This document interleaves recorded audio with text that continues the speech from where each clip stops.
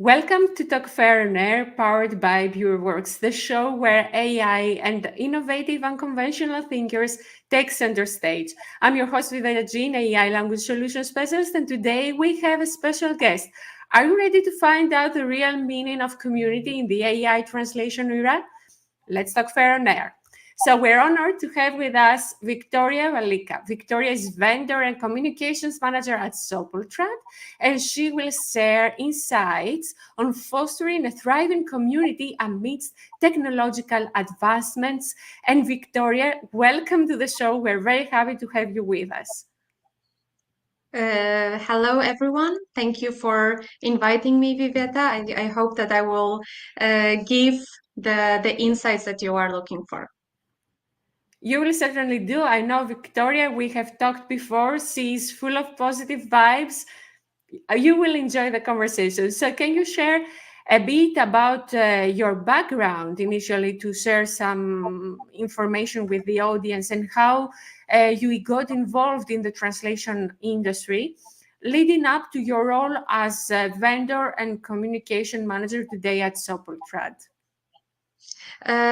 So it all started with the educational background. So I studied languages. I graduated from English philology. Then I was a translator myself, so I know the background of being a translator. Then after years, I tried many other industries, like banking even. But honestly speaking, something was uh, dragging me to translation and localization, and by chance I found the position at Sopoltrat of vendor manager, and it was like a dream come true. I've been here for 2 years now, and I'm developing myself, and yeah, doing my best for the company and the translators. And I suppose that the culture is very welcoming your talent in a way at Sopoltrat, and that helps you grow. So this is really important. And what inspired you to pursue a career in vendor management and communications within the translation field? By the way, it is very important that you are a translator because you can just be in the shoes of the translators, and as a vendor manager and communications manager, this is really important. So what inspired you to pursue this career, and how does your role contribute to building bridges within the industry? So first of all, when I started as a translator, what I was missing was that I was on my own with the computer. So at that point, I understood that I needed the human interaction. So this is how I see myself, and mm, why I feel so good in this position, that I can use my interpersonal skills, because this is important to understand the other person that you not necessarily see face to face. These are only emails, but it is important to give the understanding to the different, to the other person, to the other culture as well, because we are talking with people with from different countries, different cultures. So yeah, like these skills for sure for the vendor manager are necessary. So the communication, being communicative, being responsive to the emails, to the needs of the translators, informations that they need, and yeah, in general, the interpersonal skills. That's great. And I think there is a challenge there when being in a company, a vendor manager, because on one hand, you have to deal with your employer, and on the other hand, you have to deal with translators. So sometimes you need to be in the middle, balance situations. So in these cases, because I would not like to bring you in a difficult position, let's say, what is most important? Is it the business skills in a way that you should have, or is it the empathy and the feelings that you should use more to handle a balancing situation? So yes, this needs to be the balance between the emotions that, of course, a person on my position can, I don't know. I don't want to say that the employers are without feelings, but because we communicate with those translators, we try to understand their needs. However, you need to balance between the communication with the employer, with the operations manager, with the project management team. So it is not only the employer that you need to communicate with; it's the whole company. You cannot see your department as okay, I am a single organism, I do my job, they do their job, and so on and so forth. No, we are all together. We want to grow the company together or make it work together, depending on which level your company is now. So first of all, you talk to, I don't know, to the sales department. What are the needs for this month? Clients that you might have for us. Okay, this, and this. So I work on those linguists in those language pairs. Then I talk with PMs. What are their needs? What are their issues, troubles, and etc. etc.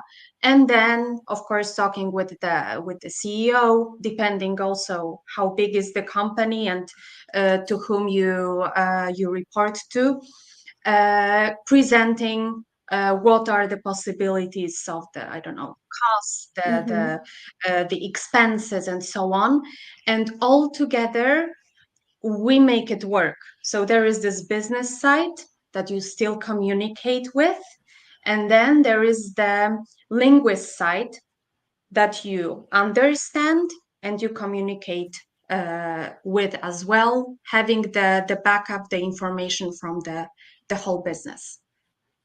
So this is the That's balance. great. And it sounds like the company has a very healthy basis to support the Yeah. vendor management team, and it is also your healthy perception of things, like working together with all the other departments, because for sales they have to sell an idea to the vendor manager, and vendor manager have to support the idea of sales, and it is like a big cycle. Then in the end the translator should be happy to work with you, and also your employer should be happy having you and all the linguists. So it is a big cycle, and it is very important that the feelings behind any strategy are really healthy. Very good to know. And touching on this topic now, I would go and ask you, because maybe we have vendor managers in the audience or translators that would be interested in working with you or with other companies, and they would like to know, for example, you as a vendor and communications manager at Sopoltrad, what strategies does your team employ to identify, recruit, and maintain strong relationships with language service providers? This will be really helpful to know in order for them to build their strategy to reach out to you. The vendors that we work with, these are the freelance linguists and also some translation agencies. How do we, so first of all, the important part of collaboration with any bigger translation agency is the onboarding process. so that the freelancer or the party that is applying to be included in the base receives all the information being transparent about the collaboration. So how the project requests look like, what are the payment rules, and so on and so forth, so that the linguists know what he or she can expect from us. After that, it's easy to onboard a linguist, because it is, if the linguist and the vendor management are responsive, then within even few days you can earn a new vendor in your base. So you, as a linguist, whoever is listening now, you can be already in the base within few days. But this is easy, as I said. The tricky part starts with the engaging the linguist, because this is important for the linguist to feel already as a part of the company. How I see the linguists, these are not only people who do the translations for us, so we give the translations further to our client. No, this is more as our extended team. So as a team member, you would like to be engaged in the company. So what I introduced in Sopoltrad is the onboarding program, which should last from 1 month to up to 3 months, depending on the language pair or specialization. And this program means that PMs, so I have the weekly or bi-weekly meetings with the project management team, and each month they are introduced to new batch, new group of linguists that were introduced to the base. So for now we have 5 project managers. So by a project manager, I assign 2 new linguists to engage into new projects. In this way, the new vendor who was introduced a month ago, 2 months ago, he will be engaged in a quite fast basis, and he will feel already more connected to the company, will be more responsive to our requests, because I've been in Sopoltrad for 2 years, and I know that we have in a base people who have been with us for years, and they were not engaged. And then I have a problem with communicating with them, because they are like, hey, I didn't get any job for like 5 years, so no, I will not help you with that. And I fully understand, because that would be also my reaction. So that's why I think a year ago I introduced this program, and it works really well. So if there are any vendors in the audience, if vendor managers in the audience, I would recommend introducing such solution in the company. It will really make the communication with the linguist much better. On the other hand, if this is a very good advice for the vendor managers, but for the translators, what could be a very good advice? Maybe to reach out to you if they don't get any project, at least for the first 2 months, and ask you for projects persistently until they, they get more familiar with the project managers and they build a relationship. Because, okay, I know that this is not easy for the nature Mhm. of the translators in general. And I think that we should motivate them to communicate with Mhm. language service providers, isn't it? Yes. So sorry for focusing more on the vendor management part, but yes, this is very good advice. As soon as you are in the base of any translation agency, after a month, if you do not receive any requests, 1 month, 2 months, you don't receive any requests, it's good reminder for the vendor management team.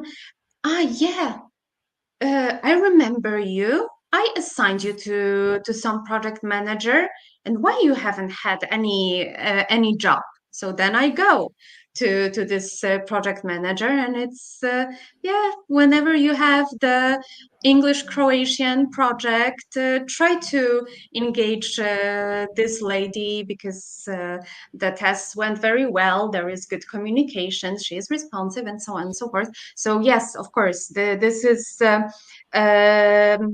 It clicks definitely faster for us. You care a lot, and this means a lot. So, if in the audience translators or vendor managers have any questions, here we have an authentic vendor manager, and you could ask any question you may have in the chat to get an answer. In the meantime, in the age of AI driven translation, what challenges and opportunities do you encounter in managing vendor relationships, and how do you navigate them? So since vendor management is like really human oriented, uh, our department for now, I don't see any threats. I can only see the opportunities. The one that I came up with before conversation with you is the CV part. So if you are a bigger translation agency and you receive a lot of CVs, uh, maybe AI could help us somehow navigate those CVs. So if we receive French translators, French native translator, it will go directly to a specific folder. Sopoltrat is ISO certified, so we have also those requirements like the specific experience, educational background, so that the AI could help us already catch those information in the CV that is sent to us, and it may already shorten our recruitment process, because then it will say, okay, this is the beginner translator, or this is a well experienced translator, technical translator, and so on and so forth. And then I see what are the needs of the recruitment for the company nowadays. And okay, so I contact straight away with this person because this is what we need for now. So this is how I see it can help us. And Mhm. for sure, I see AI as the opportunity, the making our life easier. Definitely, the AI is for now uh, should be helpful for the PMs to make their work faster, more efficient. And for the linguists, uh, I do not believe that the machines will do everything for us.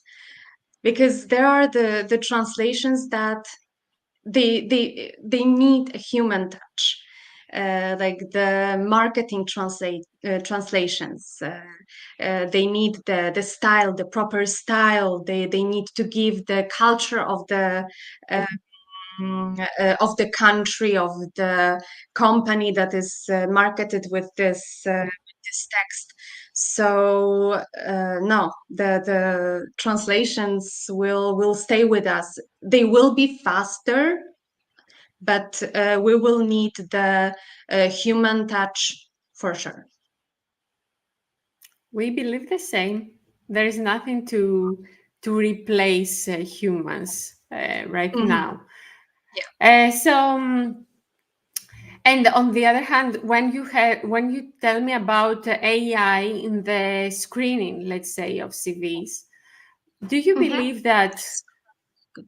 if Mhm. a company uses AI for screening, then in order to have compatibility, the translators should use AI to create their CVs, because it is like machine Yes. translation. You train something with Mhm. something, so the writing of this something should be relevant and compatible to for the other person, for the recipient to get the meaning that you would like to have, isn't it? Yes, yeah, yeah, exactly. Mm-hmm. The CV then will need to be prepared in a bot-friendly way, that all the information is properly screened. Yeah, that Mm-hmm. is a very good point. So it won't happen that fast. However, I would because then all the linguists, all the people that are applying for jobs, uh, they will need to apply those bot friendly words into their CVs. I know a friend of mine that is now applying for a different job, and she figured out, because she was applying to hundreds of corporations, and she figured out last weekend that, hey, my CV is not bot friendly, and now she needs to rewrite everything. So yeah, Mm-hmm. this will be Yes. I think like it is important. It's something that we cannot avoid if we would like us to be employable, because we don't know which are the companies who use the bots or whatever, or the AI, and which are not. And talking about AI, let's go now to the center topic of the discussion about AI in translation. So we do have AI in translation, it is here, and we integrate tools. Probably in Sopoltrad, you also integrate tools into your workflows. And as you said, you maintain the human touch in the language services. What is your approach to integrate the AI tools, and how do you cope with the reactions of linguists? Do you have a specific strategy to use? Because I'm sure that you will have objections. Mm-hmm. Well, as I mentioned before, for Mm-hmm. the from the company perspective, the AI is a great help. We are now at Sopoltrat in the search of the possible integrations between emails and other systems that we have in place to make the life of our team members easier and make the work more efficient. um, for the linguist, from the linguist perspective, I fully understand that uh, the times are tricky for sure, but it will make the work of the linguist also faster.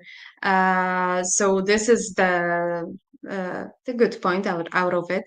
But as I said before, the linguist touch, the human touch, will not disappear. It will just make it faster, most probably, but we will be there for sure.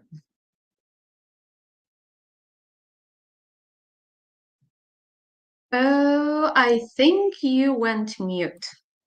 Yes, thank you. So I would like to share with the audience what key insights or advice would you give to language professionals who are looking right now to build stronger community connections in the AI translation era, because they really need your advice. Mm-hmm. So first of all, I would definitely, because I'm definitely not an expert in AI, because as I mentioned, in vendor management, the AI is okay. It is needed, as I mentioned about the CVs. It would be also good to have. Um, but to listen to the really the experts, to know, to understand better the AI, not to be afraid of it. This is how I learned about it. Not to see it as a threat, is networking. So, for example, I'm the ambassador of Lock Lunch in Krakow, in Poland, and every 2 months, because every month it is quite impossible to organize, but every 2 months we meet in Krakow among the language professionals, so linguists and people from translation agencies. And we exchange the ideas, the news. What is? How do you use the AI in your company? The linguists, if they are afraid of the AI, how they overcome it, and many other events. For example, the interviews, what you organize with Bureau Works. This is what you should also attend. So then you do not focus on your fears, and you make sure that, oh yes, this is very scary, I should change profession, and so on and so forth. No, go outside and talk to people, talk to experts, to professionals, to other professionals, to other linguists, and learn from them. For sure, in around Europe, I don't know from where from the audience here is, but for sure there are Lock Lunches, there are conferences, there are online meetings. So this is what we should do. Yes, and from the discussion that we have, I get the vibes that Sopocrat is a company that cares about translators. So, of course, whenever there is a project and there is the compensation involved, you take into account everything, and you care about the people. And this is also very important.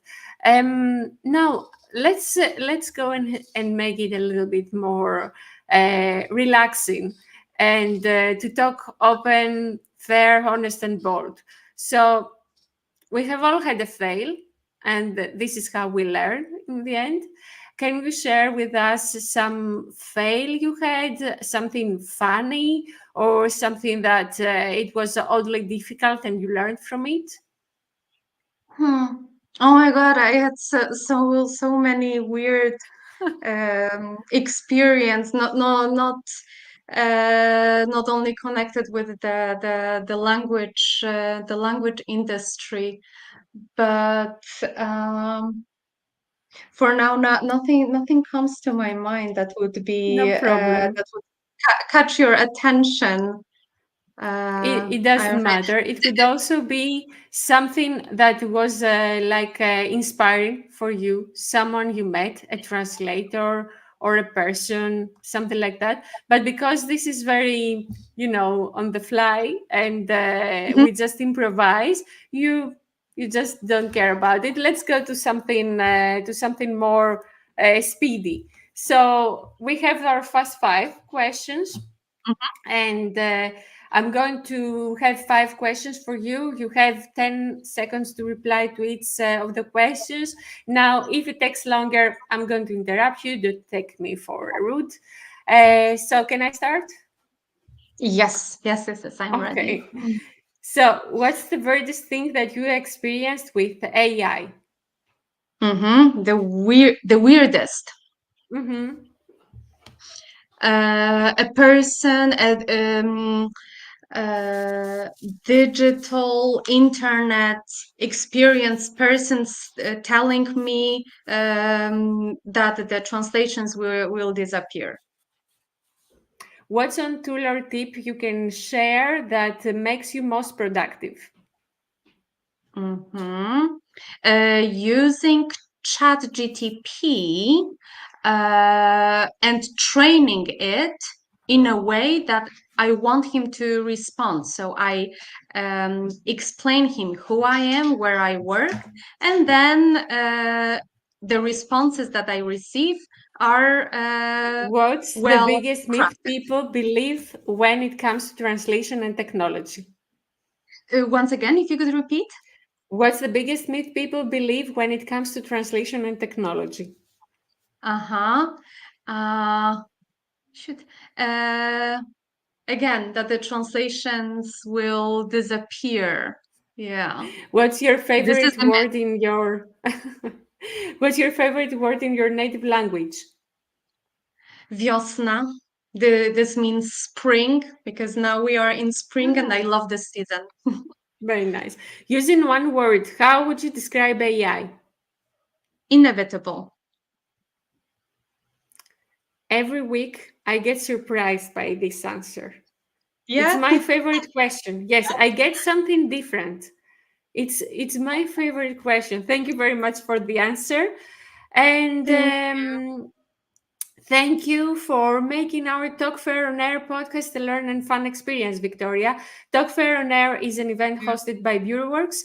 BureauWorks is a cloud-based translation management system integrating innovative AI translation technology and the winner of the Process Innovation Challenge at Lower 50. If you want to experience pure AI innovation in translation technology, sign up for a free trial using the link that we will share with you in the comments, coming with a 30% off for the first 3 months. And maybe you would like to book a demo with me to navigate AI in translation. So let's wrap it up for today's episode of Talk Fair on Air. A huge thanks to Victoria for sharing her invaluable insights. Thank you. Thank you a lot again for invitation. I hope to meet you really face to face and share the our thoughts like in life. I hope the same. BureauWorks will be at Gala, and I will be there representing the company as well. I'm very happy about it. So, by the way, if it happens that you participate in Gala, please let's meet and shake hands. Stay tuned Sure. for more exciting conversations, and remember, connect and thrive. To be replaceable, you need to be different. See you next week with a new episode. Until then, talk fair on Thank or you. fair. Bye Thank bye. you. Thank you, Bye. Victoria. Bye. Bye bye. Thank you.